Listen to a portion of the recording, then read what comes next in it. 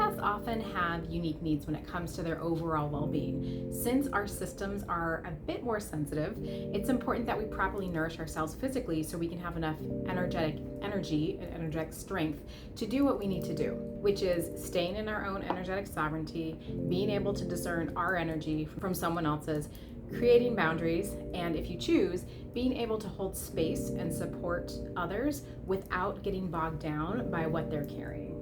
So I'm going to share 3 holistic tips to help empaths enhance their bodily and physical well-being to remain in their personal power. But first, if you could like this video and subscribe to my channel, especially if you're an empath and you're interested in elevating your mind, body, and spirit and feel good while doing it, I would appreciate that. Now, the first thing I want to talk about, because I talk about it all the time, literally all the time, is being grounded. I've been talking about this for at least a decade, and I teach clients about it. I teach patients about it. It's second nature to me at this point, so I just assume everyone does it, but everyone doesn't. I was reading some comments on another person's Instagram today where he was explaining what an empath is, and there was a gentleman in the comments that didn't even know what grounding was. And a good lesson for me, I have to remember that not every empath, or even knows they're an empath, or if they do, not every empath knows how to manage their energy just yet. So if that's you, welcome, and I'm here to support you. Okay, getting back to grounding. This simply means connecting your energy to the intention of the earth, or connecting your energy to yourself. And you can do this several ways. The easiest way is to take off your shoes, close your eyes, stand with your bare feet on the earth. And bonus points if you can imagine roots sprouting from your feet and growing towards the center of the planet. Another way to ground is to just simply spend time in nature. That is very beneficial. And you can also ground onto yourself if that feels better.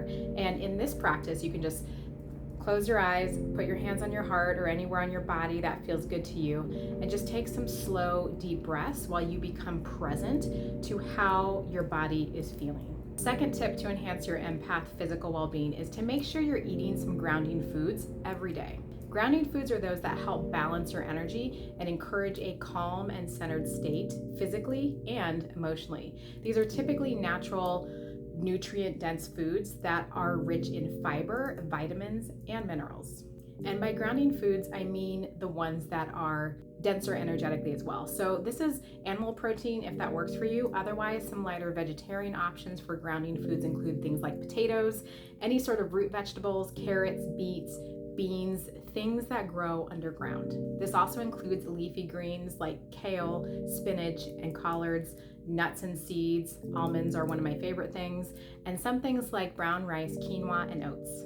And caveat here, if it's a high energy day like an equinox or a solstice or a portal day like 8/8 or 12/12 or 11/11, see what your body needs. Depending on your practices that you do, you may want more or less grounding foods on those types of days. One really important thing for empaths especially is to consider avoiding excessive amounts of caffeine, sugar, and processed foods. They can more dramatically affect your energy levels and your emotions. I know for me, my body is really sensitive to all 3. I don't drink coffee, I never have. I'm really sensitive to caffeine, even things like green tea and matcha, which I do make myself some matcha every now and again, but I still find myself like a little, so I have to make sure I'm drinking enough water to sort of counteract it. So with this, you have to know your body. And we all know that processed foods are incredibly bad for us. So as natural and as organic as your budget allows is something that will serve you now and in the future, and your cells will thank you. And sugar. I mean, sugar's tasty, but oh so inflammatory, which I'm not perfect either. And inflammation is the root of many Western diseases such as hypertension, cancers, things like that. Sugar spikes your glucose and makes you feel either up here or down here, and all of that takes you out of your power. So read your labels and avoid white sugar and high fructose corn syrup as much as you possibly can. You have to read labels because it's in almost everything, and make healthier choices when you can. And sometimes, you can't, and that's okay. And this happens over time, and that's okay too. Last tip for empath physical well-being is regular movement. So your body, your chakras, your tissues store energy, and they store memory, and they store emotions.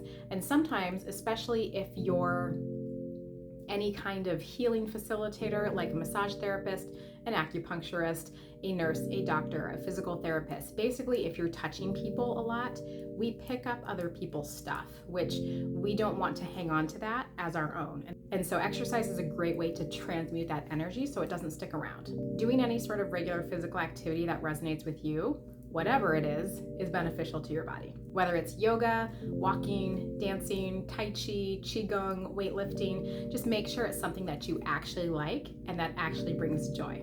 And if you're an empath and wanting to turn that sensitivity into a superpower, please subscribe to my channel, and you might want to check out my Empowered Empath course below. Have a beautiful week, and I'll see you in the next video.